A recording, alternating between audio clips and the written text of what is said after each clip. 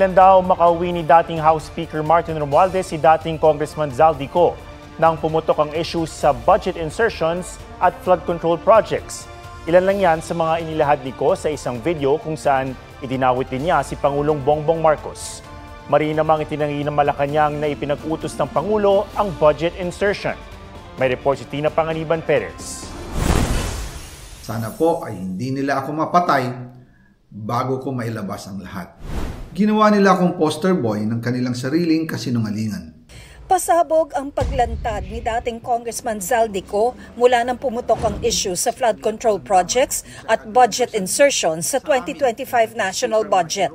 Sa video na pinost sa kanyang social media accounts, idinawit ni Ko sina Pangulong Bongbong Marcos at dating House Speaker Martin Romualdez. Nagsimula ito nung tumawag si Sekmina Pangandaman sa akin nung nag-umpisa ang BICAM process last year, 2024. Ang sabi niya, katatapos lang ng meeting nila ni Pangulo at may instructions na mag-insert o magpasok ng 100 billion worth of projects sa BICAM. Sabi raw sa kanya ni Pangandaman, pwede niyang kumpirmahin ito kay Presidential Legislative Liaison Office USEC Adrian Bersamin dahil magkasama raw sina Bersamin at Pangulong Marcos sa isang pulong ng araw na iyon. Tinawagan ko po agad si USEC Adrian Bersamin at tinanong ko kung may instruction nga ba ang Pangulo na magpasok ng 100 billion during their meeting. Ang sabi niya ay totoo nga po. Right after our conversation, tinawagan ko po si dating Speaker Martin Romualdez at nireport ko ang instructions ng Presidente to insert the 100 billion projects.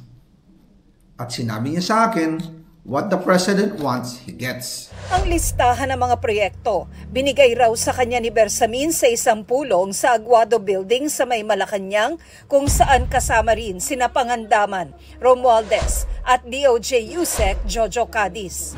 Tinanong ko po si USEC Adrian kung saan galing ang listahan. Ang sagot niya, galing kay PBBM mismo at binigay niya ito mula sa brown leather bag.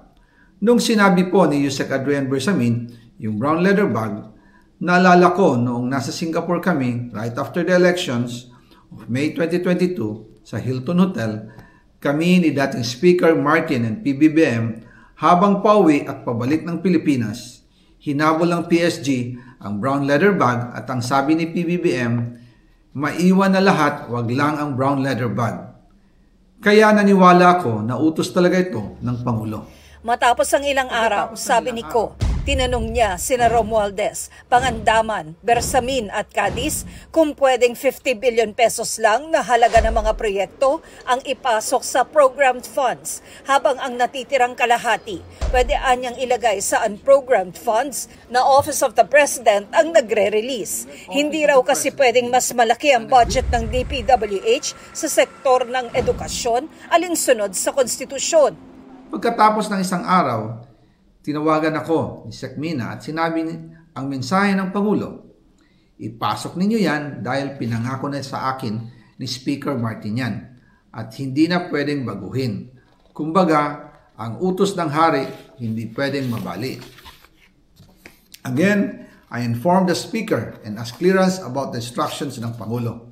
At ang sabi niya, wala tayong magagawa. Kaya po nagtataka ako kung bakit sinasabi ni Pangulo na hindi niya makilala ang budget, samantalang lahat na binawas at dinagdag sa mga ahensya ng gobyerno ay humihingi ng approval sa kanya si Sekmina Pangandaman. Hindi malinaw kung kailan at saan ni-record ang video ni Ko na umalis sa bansa noong July 19, 2025 para magpa-medical check-up sa Amerika. May plano raw si Ko na bumalik pagkatapos ng State of the Nation address ng Pangulo, pero pinigilan umano siya ni Romualdez. Tinawagan ako ni dating Speaker Martin Romualdez at sinabihan, stay out of the country. You will be well taken care of as instructed by the President.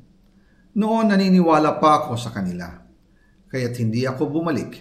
Pero ang hindi ko alam, ang ibig pala nilang sabihin sa aalagaan ka namin ay gagamitin ako bilang panakipbutas sa kanilang kampanya laban sa korupsyon. Ang mga pahayag ni Ko, tahasang itinanggi ng Malacanang. Tanong pa ng palasyo, kung sangkot ang Pangulo, bakit niya ibubulgar ang katiwalian sa flood control projects kung siya rin ang madiriin kalaunan? Lahat ng mga sinasabi ni Zaldico ay pawang mga imbento lamang. Walang basihan, walang ebidensya. Umuwi muna siya sa Pilipinas at sumpaan ang kanyang mga sinabi at harapin ang mga demanda o kaso laban sa kanya.